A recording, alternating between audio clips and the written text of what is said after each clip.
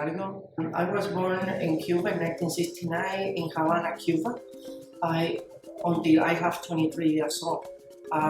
My childhood was in Havana, is the capital of Cuba. I did all my study over there, my elementary school, my middle school, my high school, and then I graduated to economy, but the economy is revolutionary economy. Revolutionary economy is when the state control everything you do. They want to tell you what to do.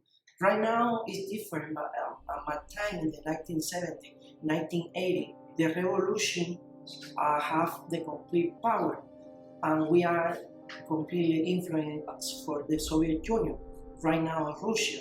The idea of the revolution is if you are not with them, you are the enemy of them. They control everything. In the school, they indoctrinate you. You never can read book about, for example, Shakespeare or Victor Hugo or any kind of author. You're going to read only Russian author or whatever they told you to read. In Cuba, in my time, you don't have private property. Everything is given to you by the government, and the government want to give you 5 pounds of sugar per month, 1 pound of salt. If you was born before the revolution, they give you 2 packs of coffee. They give you 1 or 2 pays for 2 persons for the whole month. This is the way I grew up. In 1979, on the beginning of the 1980s, happened something in Cuba they call Los Marielitos. It's a lot of people living in Cuba. At this time, I am 12 years old. It's the first time I see a lot of people say, I want to come to the United States because the American dream. But I am a young person, I am only 12 years old.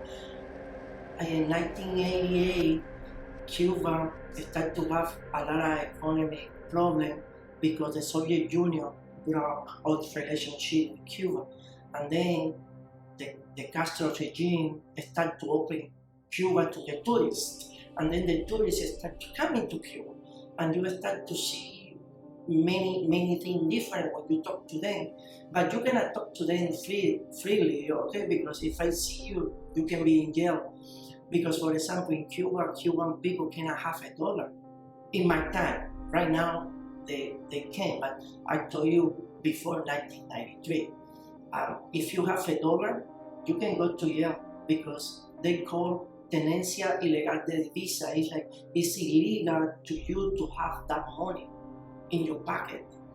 When I went for the first time to Mexico, I went to a store and I was scared to buy something. Doesn't matter, I know I can do it because in Mexico it's free society. I keep going in my brain, in my mentality, this idea, I cannot use money, I cannot use American dollar. My uncle tell my mom it's time for us to leave Cuba because it's a communist regime. We never going to do nothing in Cuba. And then my mom agreed with that. And then we live in Cuba in 1993. It's very hard on the beginning because you leave behind your culture and everything. Doesn't matter Mexico speaking Spanish. It's another culture, another tradition, another people, and you need to start in zero again to learn everything. Because the most important, when you go any country, you need to understand the culture of that country. And my degree was in economy, Cuba economy. And when I come into the United States, that degree it doesn't work. Doesn't work because it's communist economy, and I need to start in zero here with my GED. When I moved to Mexico, I am 23 years old. Mexico was a very good experience for me because I started to appreciate the freedom. I can move, I can do anything. I go out with my friend, but in my brain, I want always to keep going, to my my studies, you know. And in Mexico, it's a little bit complicated. But I work in the University of Chihuahua, Mexico, because my uncle working over there. I am his assistant. But then in 1994, I started to have a relationship with a group of poets and writers. I wrote the book in Mexico in 1994, and they published it in Mexico in 1995, and they do some commercial on the TV. And then the people start to read it. But what I told you, in Mexico, they have a lot of people believe in Cuban Revolution. And then they start to call the television channel to say they need to speak with me. And when they put me on the phone, they threaten me that they're going to kill me for talk about Cuban Revolution in the way I talk on the book. There are many people who told me, you need to be careful here in Mexico because what they tell you, they may be doing. And then it's a border. No, I know Cuban people at this time have some kind of benefits from United States government. And I go to the border and ask with the immigration office. He told me, okay, let's go to figure out all the people. And then you need to wait in Mexico, hide, don't be on the street, stay in your house, and then we're going to send you the letter, okay, to have an interview. We come back to the border, and then it was very fast, something like, you cannot come back and go to Mexico. You're getting political asylum in the United States. And they give me a little card like that with my birthday, my name, and say, political asylum, indefinite. And then they take my brother and I to the border and I say, oh, something happened to me before. The immigration office put me on the street, in United States street. He told me, if you want to be success in United States, don't believe what the TV say. Nobody going to discriminate you. Don't believe in that. Just fight for your dream, fight for the American dream. And this is what my brother and me do all the time. We never believe what the TV say. And this is true story. It's not I make up that. The immigration office told me that to me and to my brother and I.